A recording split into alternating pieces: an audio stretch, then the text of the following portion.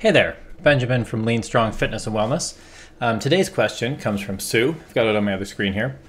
If you find a routine or certain exercises in your program that you like doing, would doing the same routine or series of exercises maintain your health and fitness, or do studies show that you need to switch it up?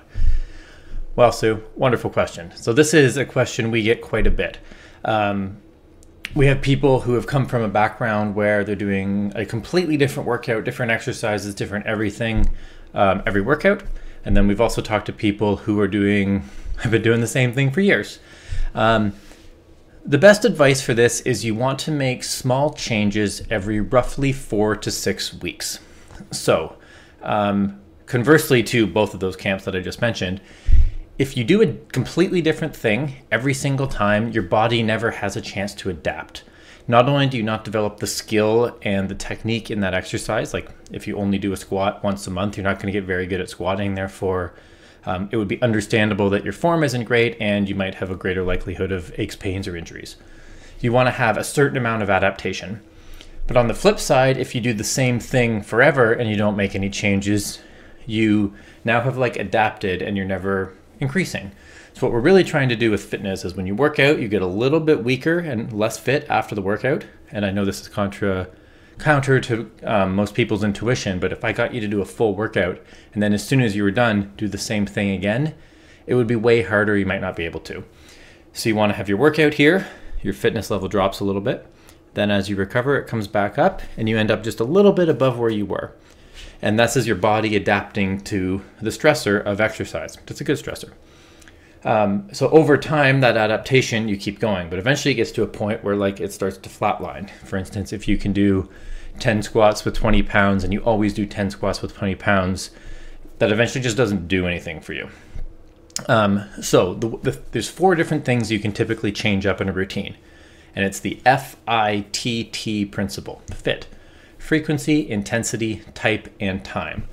So generally speaking, every 4 to 6 weeks, you want to change the frequency. So one way that you could change the stimulus is, Sue, I'm just going to pretend you like squats, but I don't know if anyone really likes squats. If you're squatting 1 day a week, something you could do is now change the stimulus and squat 2 days a week because it's a different stressor on your body because it's a different frequency. Or if you're already squatting 3 days a week, you could try going 2 days a week. The next thing you can change is intensity. Intensity in fitness speak is not how hard you worked, but it's the how close to your maximum weight you were using.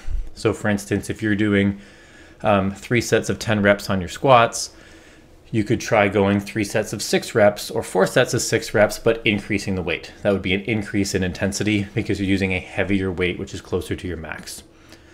The next one is type. So you can always change the type of exercise. So you could change it from a squat to a lunge. That would be something you could look at.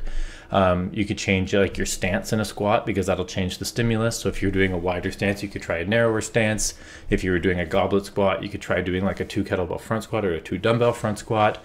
But you're just changing some sort of parameter within the exercise, but it's still the same type of movement. You wouldn't want to change a squat to a push-up or a dumbbell press, probably, unless your goals changed, of course, because they're completely different exercises. And then the last T here is time. You can change the time. So time could be literally interpreted as the length of the total workout, but the time is typically the time under tension. So this is a fancy way of saying how long did it take you to do that set. So for instance, if you were just doing normal squats at a normal pace, let's say it was 1 or 2 seconds down and 1 second up if we were to time it, an easy way you could change the time would be to do 3 seconds down, 2 seconds up, or 2 seconds down, a 2-second pause in the bottom, which is a really good way to learn how to squat well, and then stand up.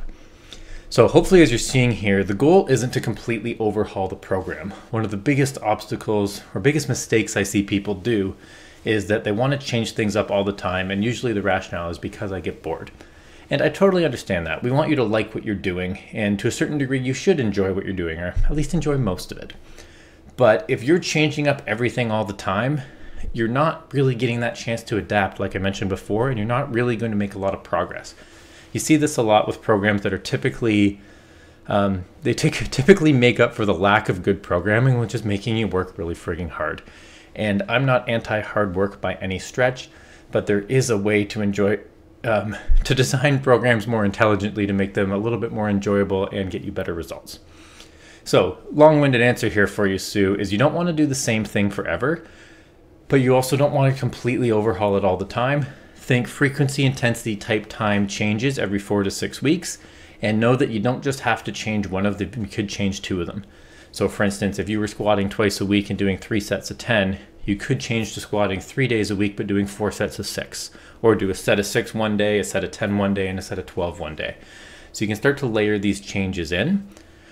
This is why we do custom programs for everyone at Leanstrong. We want to make the right changes for people because, you know, even someone like me with 14 years as a career so far in fitness and I don't know, almost 20 now. Oh my God. As an enthusiast in fitness, when I write my own programs, I put in the shit that I like to do, not the shit that I should be doing.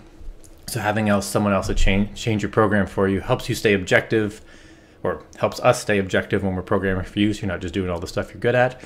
But it also helps us make the right changes at the right amounts based on your needs, rather than being like, something isn't working right, we got to scrap the whole thing. It's like, well, if it's working 90%, you don't want to blow up 100% of it. You want to find the 10% that's not working for you.